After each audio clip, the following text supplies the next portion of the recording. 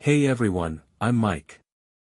This is my first time posting something so personal on Reddit, but I've got a lot weighing on me, and I need to get it off my chest. I used to think I had the perfect marriage. My wife, Emily, and I met in college and hit it off almost immediately. We've been together for over a decade now, and for the longest time, I thought we had it all, a cozy home, 2 great kids, and what I believed was a solid partnership. But lately, there's been this shift that I can't fully explain. I started noticing little things, a slight distance in her eyes when we'd talk, her rolling away from me in bed at night, the fact that our once regular sex life slowed to a near halt. At first, I wrote it off as a reaction to stress. Emily's job has been chaotic, and we have 2 children who keep us on our toes. I figured she was just tired, maybe a little overwhelmed. We all go through ups and downs, right? The thing is, these little signs didn't go away.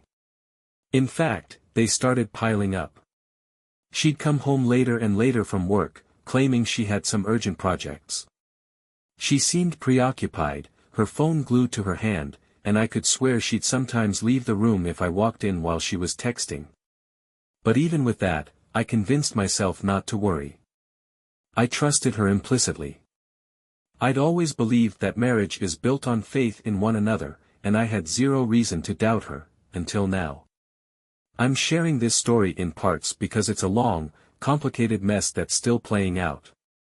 I want to be as transparent and honest as possible, both for my own sanity and for anyone out there who might be going through something similar.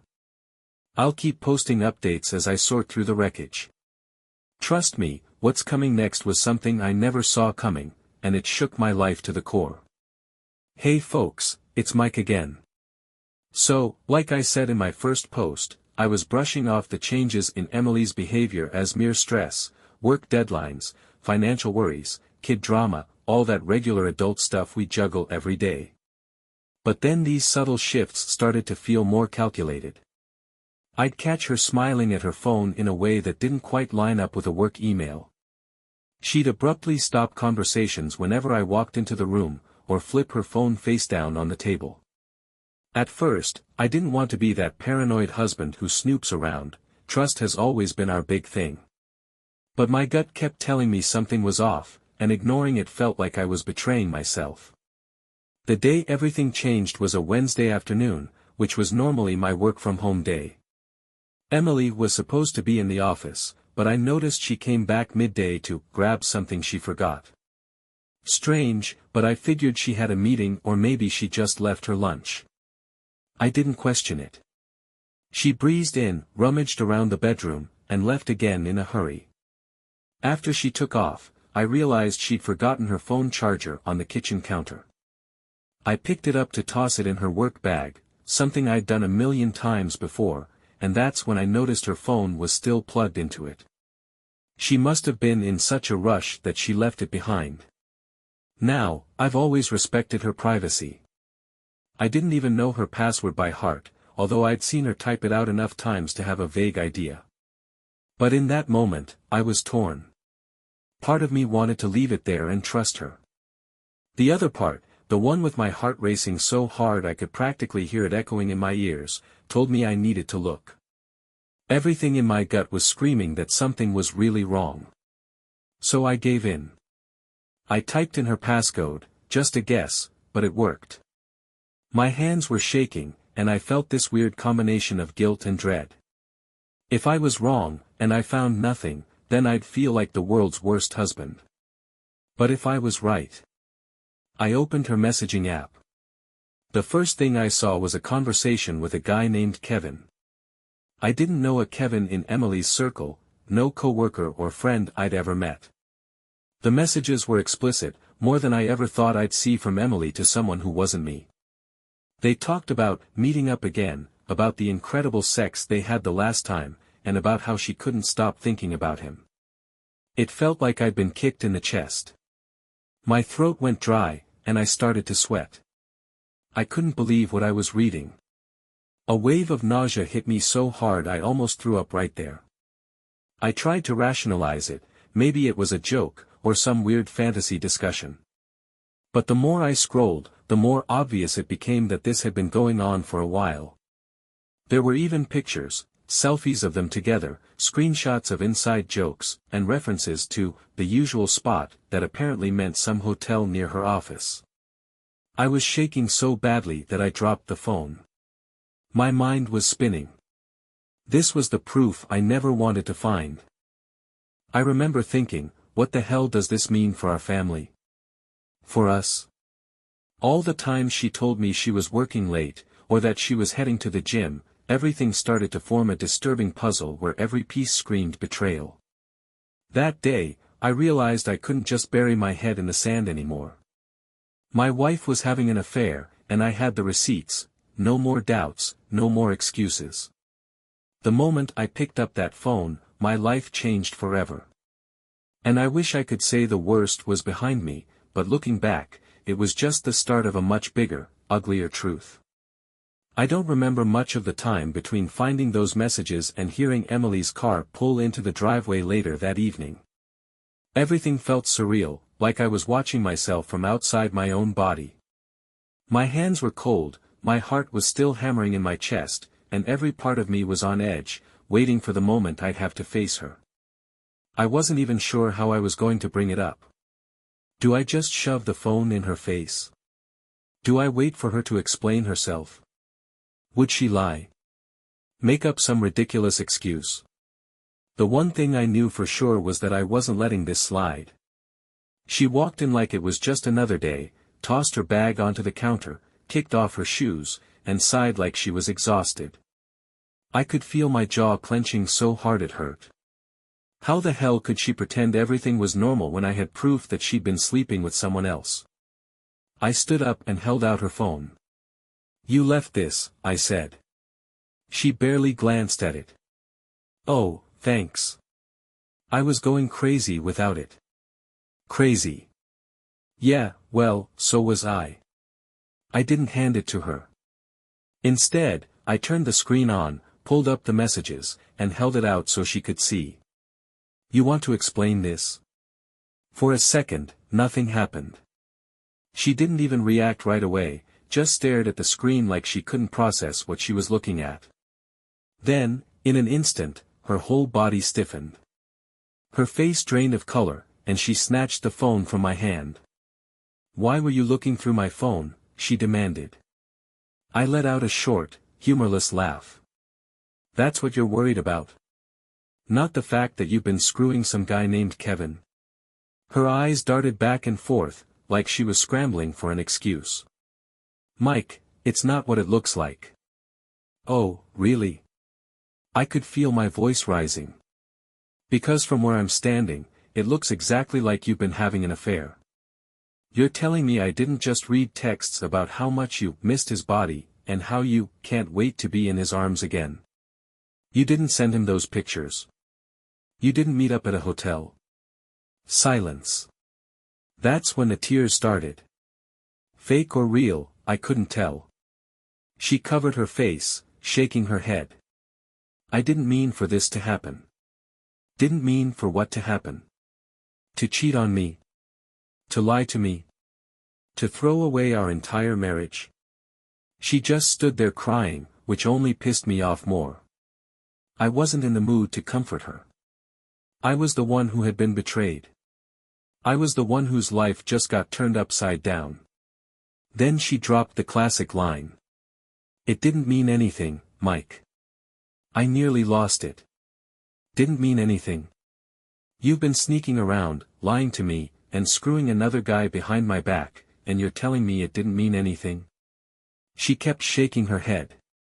I was lonely. I laughed again, but this time it sounded more like a growl. "Lonely? So your solution was to go fuck Kevin?" She didn't say anything. Just stood there, tears streaming down her face, probably waiting for me to calm down. But I wasn't calming down. Not this time. "How long?" I demanded. She hesitated. That tiny moment of hesitation made my stomach sink. "Emily. How long?" "A few months." I felt like I was going to be sick. All those nights she came home late, all those excuses about work, the times she said she was going out with friends, it had all been a lie. And then came the final blow. It wasn't just him. I stared at her. What? She wiped her face, her lips trembling. Kevin wasn't the only one. My vision went blurry for a second. My head was spinning, and I had to grip the back of the chair to steady myself. Get out. My voice was low, deadly calm. Her eyes widened. Mike. I said get out. She opened her mouth like she wanted to argue, but she must have seen something in my face that told her not to push it. She grabbed her keys, her bag, and walked out the door without another word. And just like that, my entire world shattered. The second the door shut behind her, the silence in the house felt deafening. My hands were still shaking, my chest tight like I couldn't get a full breath. I had never felt anything like this before, this mix of rage, heartbreak, and absolute disbelief. I collapsed into the chair, staring at nothing. My mind was replaying everything, her face when she realized she was caught, the way she hesitated before admitting the truth, and the gut punch of, it wasn't just him. That part hit me the hardest. Not just Kevin. There were others. How many? Who were they? How long had I been living in this lie?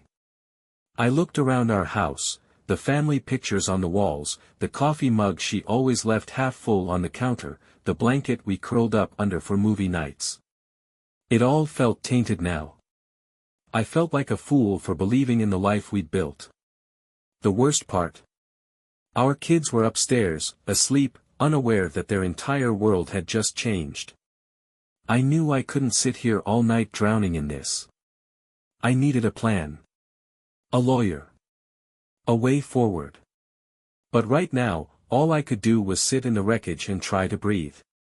After Emily walked out, I sat in that chair for what felt like hours. I should have been doing something, calling a lawyer, packing a bag, drinking myself into oblivion, but I just sat there, staring at the spot where she had stood, where she had admitted to tearing our life apart. I thought about every moment leading up to this. The little things I ignored. The way she'd pull away from me when I tried to hold her at night. The way her phone was always within arm's reach, yet she tilted away when I walked by. The sudden interest in going to the gym, even though she used to swear she hated working out.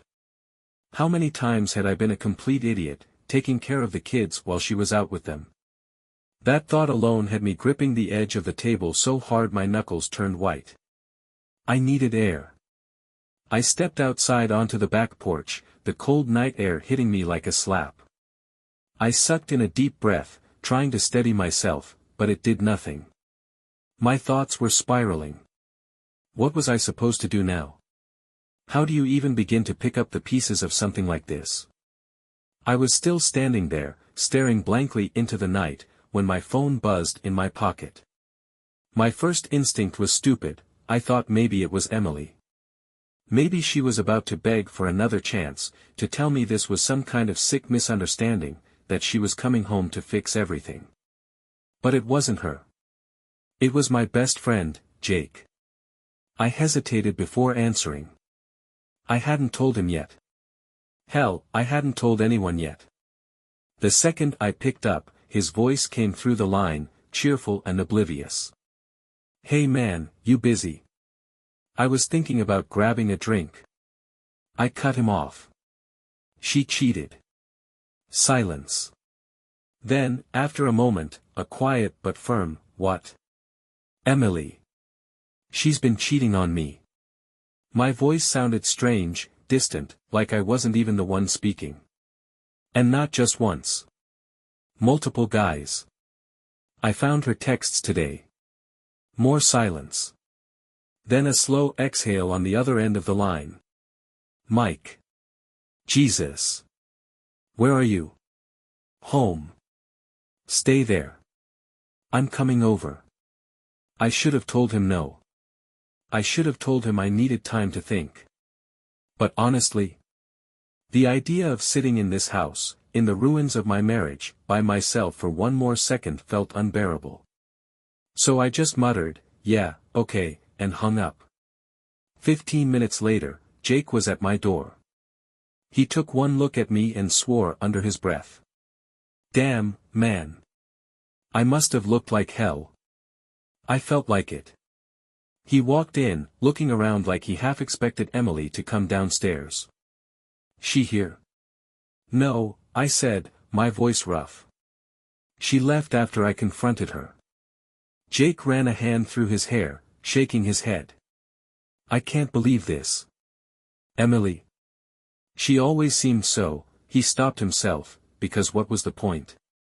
Yeah, she had seemed loyal, devoted, the kind of wife people looked at and thought, "Man, Mike's got it good."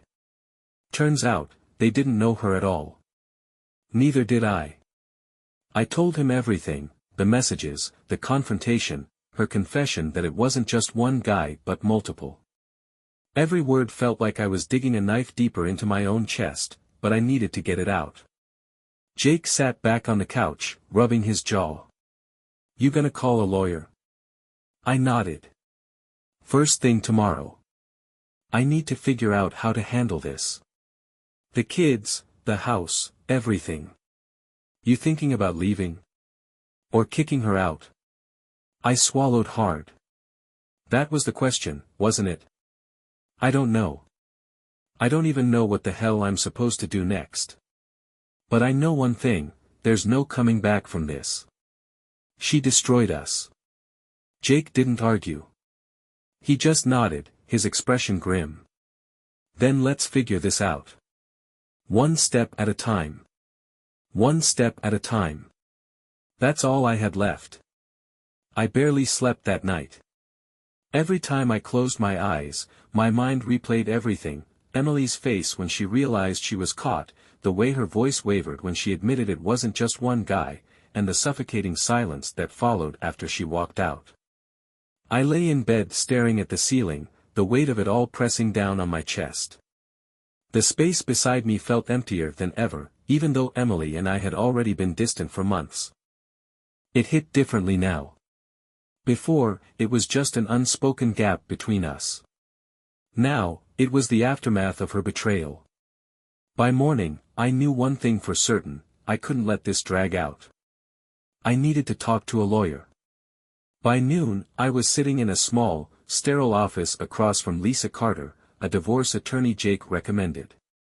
She was sharp, mid-40s, with the kind of no-nonsense energy that told me she'd seen this kind of mess 1,000 times before. She leaned back in her chair, tapping a pen against her desk as she listened to my story. I laid it all out, the texts, the multiple affairs, the way Emily had been lying to my face for months.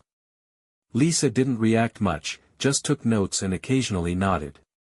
When I finally finished, she sighed and folded her hands on the desk.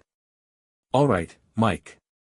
First things first, do you want to fight for full custody?" That question hit me hard. My kids. They were the only thing that mattered in all of this. I hadn't told them anything yet. How the hell do you explain to a 5-year-old and a 9-year-old that their mother isn't who they thought she was? That everything they knew about our family was about to change? "I don't want to take them away from her," I said, rubbing my face. "But I don't want them caught in the middle of this either." Lisa nodded. "Judges usually push for shared custody unless there's proof of something harmful, abuse, neglect, things like that. But I'll be honest with you. If your wife has been juggling multiple affairs, that could raise concerns about judgment. Especially if any of those men were brought around your kids." My stomach twisted at the thought. Had she ever brought them around? Had she invited some guy into our home while I was gone, while my kids were upstairs sleeping? I clenched my jaw. I want what's best for them. And I need to know if she put them at risk. Lisa studied me for a moment, then nodded. "We'll look into it. In the meantime, do not move out of the house. Courts favor the parent who stays in the family home. If you leave, it could hurt your case for custody." That caught me off guard. So I have to live under the same roof as her. For now, yes. Unless she leaves voluntarily. I exhaled sharply, rubbing my temples. The idea of waking up every morning and seeing her, knowing what she did, made my skin crawl. But if it meant protecting my kids, I'd do it.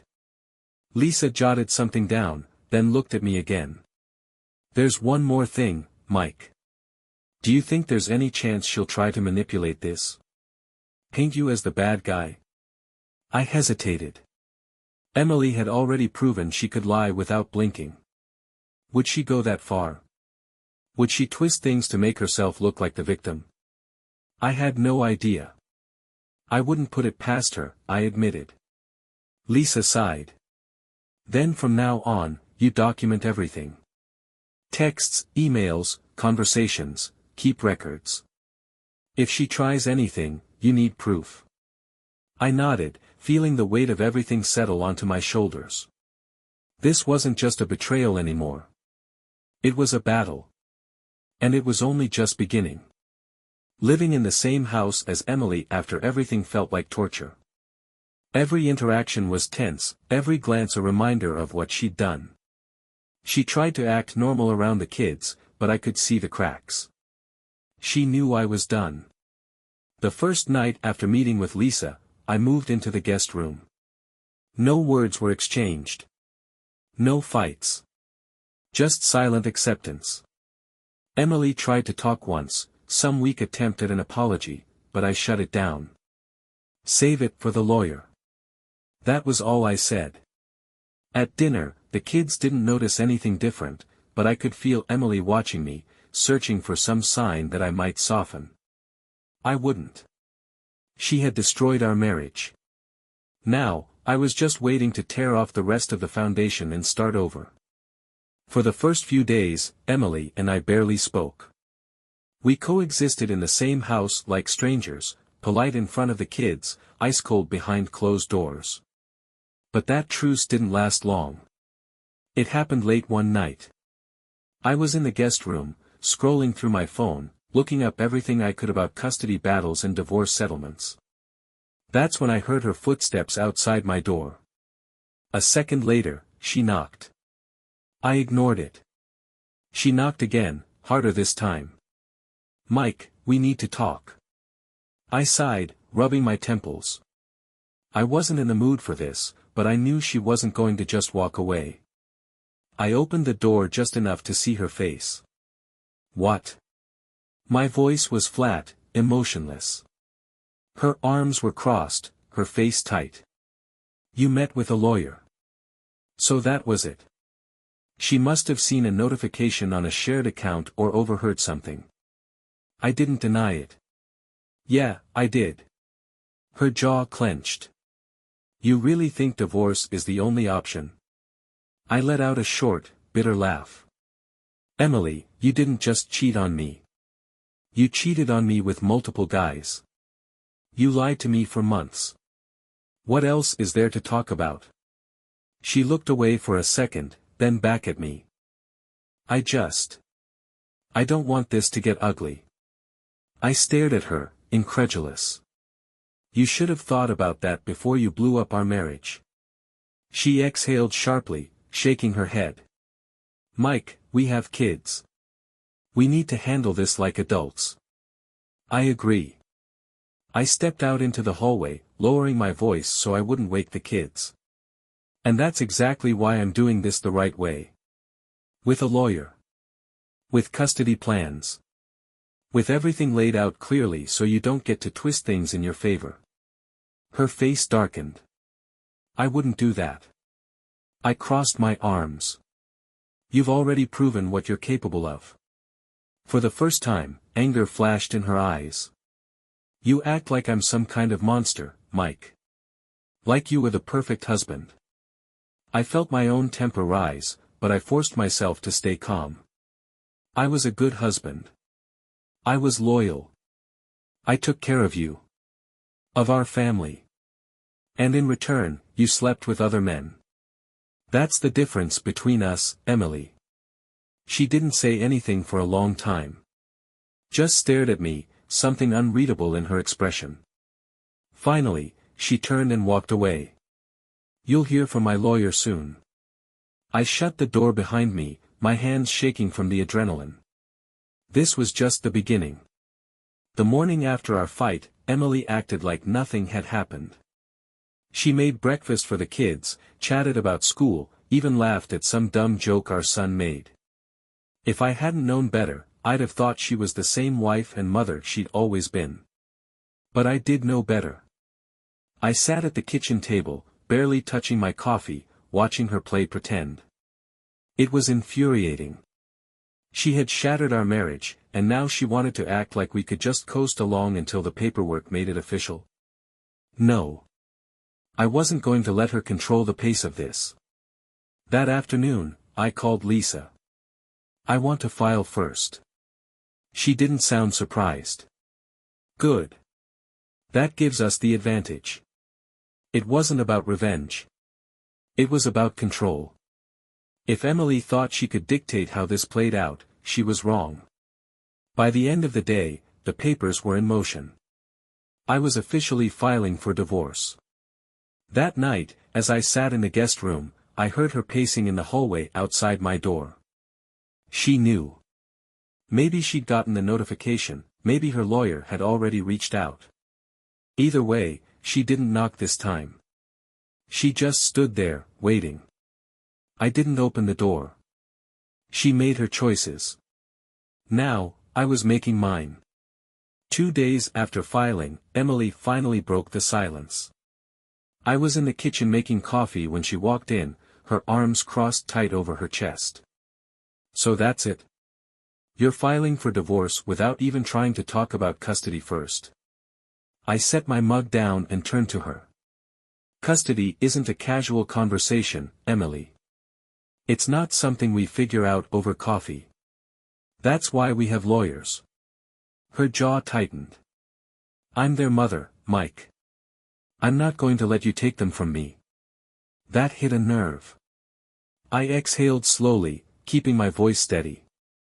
No one's taking them from you. But I won't let them be caught in the middle of this mess either.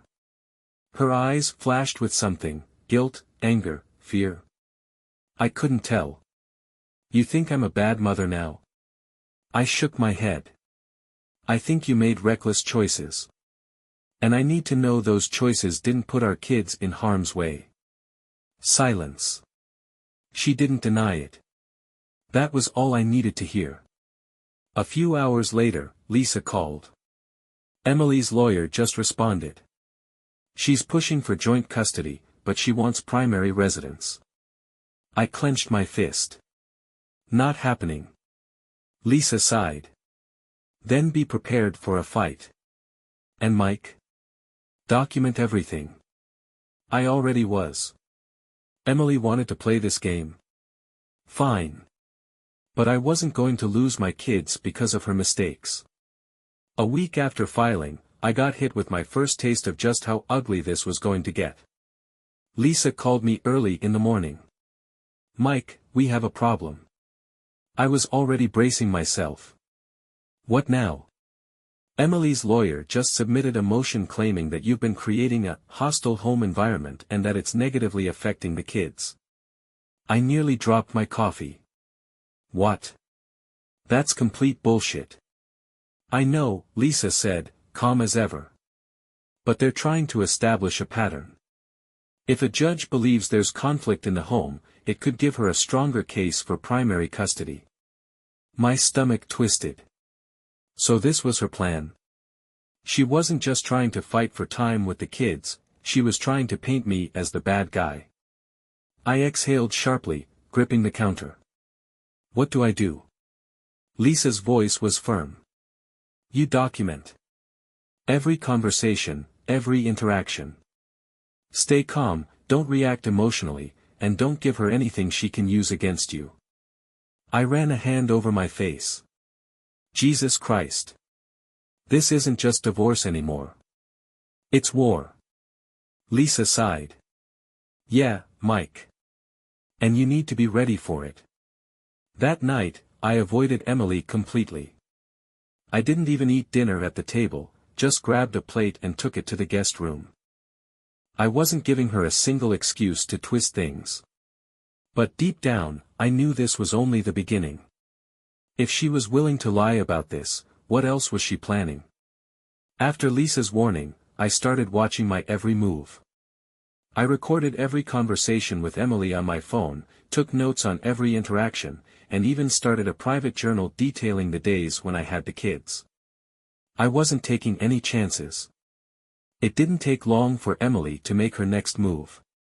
One night, after the kids were asleep, she cornered me in the kitchen.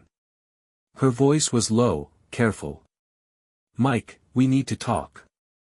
I didn't look up from my phone. "About what?" "About the way you're acting. You're avoiding me, refusing to co-parent. It's making things tense for the kids." I let out a dry laugh. "Right. Because me trying to keep the peace is the problem, not the fact that you blew up our family." She sighed, rubbing her temples like she was the one suffering here. "This isn't about the past, it's about now. We need to work together for their sake." I didn't buy it. Not for a second. "Funny. You say that right after your lawyer accuses me of creating a hostile home environment." Her face didn't even flinch. "Mike, I don't want this to get worse than it already is." That's when I knew. This wasn't about co-parenting. This was a setup. She wanted me to snap, to give her something she could use in court. Maybe she was even recording the conversation herself. I took a slow breath, forcing myself to stay calm. "Emily, if you're actually worried about the kids, then stop playing games. You know damn well I'm not a danger to them." She hesitated. Then, just as quickly, she shook her head. "I don't know who you are anymore." I clenched my jaw. "That makes two of us." I walked away before she could push me further. As soon as I got to my room, I texted Lisa, "She's trying to bait me. I'm not falling for it." She replied almost instantly. "Good. Stay ahead of her. She's looking for something to use." I knew Lisa was right. Emily wasn't just fighting for custody, she was trying to win. And I had to be ready for whatever came next. The next morning, I woke up to something I never expected, a phone call from Emily's sister, Rachel. We were never particularly close, but she had always been decent to me. So when her name popped up on my phone, I hesitated before answering. "Hello." Rachel didn't waste time. "Mike, I need to talk to you. But you can't tell Emily we spoke." That immediately put me on edge. "What's going on?" She sighed. "Look, I don't agree with what Emily did. I never have. And I sure as hell don't agree with what she's planning next." "What do you mean, what she's planning?" I asked, gripping my phone tighter. Rachel hesitated. "She's getting desperate, Mike. She told me last night that if the custody battle doesn't go in her favor, she'll do whatever it takes to make you look bad." My stomach dropped. Define whatever it takes. Rachel sighed again. "She's talking about getting a restraining order." I froze. "On what grounds?" "She doesn't care. She said all she needs is a single incident. One fight, one argument, one moment where you lose your temper, and she'll use it to claim she feels unsafe." I exhaled sharply, running a hand over my face. "You've got to be kidding me." "I wish I was," Rachel muttered. "I know you, Mike. You're not the kind of guy who'd ever hurt her, and you sure as hell wouldn't put the kids in danger. But Emily? She's not thinking straight. She's convinced herself that she has to win, no matter what." I clenched my jaw, anger boiling just beneath the surface. "And if she gets a restraining order, that means I could lose access to my kids." "Exactly." I paced the room, my thoughts racing. This was beyond messy now, it was calculated. She was setting a trap, and if I wasn't careful, she'd pull the trigger. "Rachel, why are you telling me this?" I finally asked. She hesitated again. Because I don't want to see my niece and nephew get caught in the middle of this. And because, deep down, I think Emily knows she's the one who screwed up. But she'll never admit it. I took a deep breath, forcing myself to stay calm. Thank you for telling me. I won't let her set me up. Good, Rachel said quietly. Just, be careful, Mike. She's not playing fair. The line went dead. I stood there for a long time, phone still in my hand, my pulse hammering. Emily wasn't just fighting dirty, she was trying to destroy me. And I had to be 10 steps ahead if I wanted to stop her. After Rachel's warning, I was on high alert. I knew Emily was waiting for the perfect moment to make her move, to push me into a reaction she could use against me. And 2 days later, she tried. It was a Sunday afternoon. The kids were playing in the living room while I cleaned up in the kitchen. Emily had barely spoken to me all morning, but suddenly, she came storming in, slamming a stack of papers onto the counter. You're disgusting, she spat. I didn't take the bait. I calmly wiped my hands on a dish towel and looked at the papers. Court documents. What's this? I asked, keeping my voice even. A formal request for full custody, she said, crossing her arms. I knew you were a liar, Mike, but this? This is low, even for you. I stared at her. Emily, I told you I was fighting for custody. This isn't a surprise. She let out a humorless laugh. You're trying to take my kids away from me. Her kids. Not our kids. Hers. I clenched my jaw but didn't react. That's when she stepped closer, her eyes locked on mine. Why don't you just admit it, huh? You want to control me.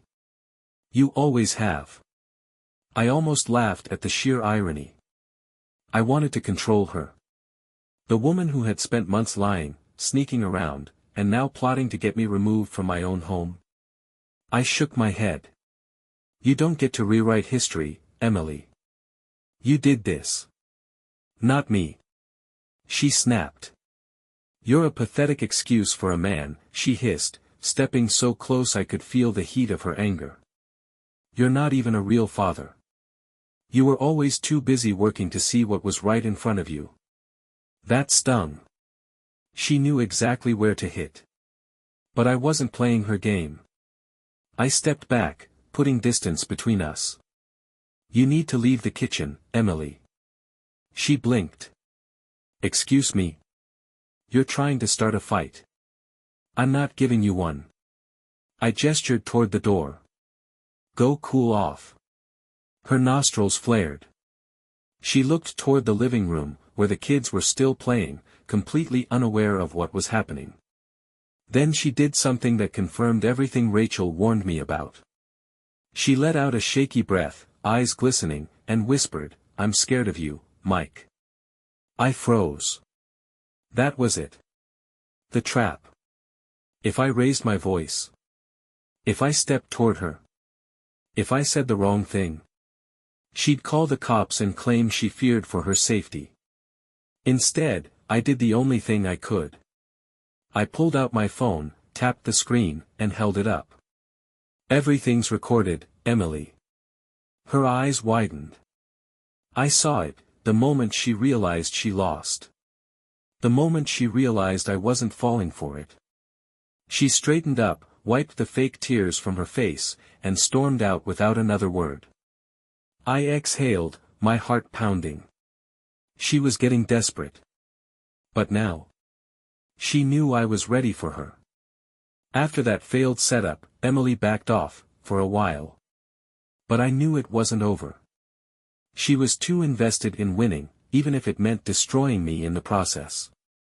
The final straw came a week later.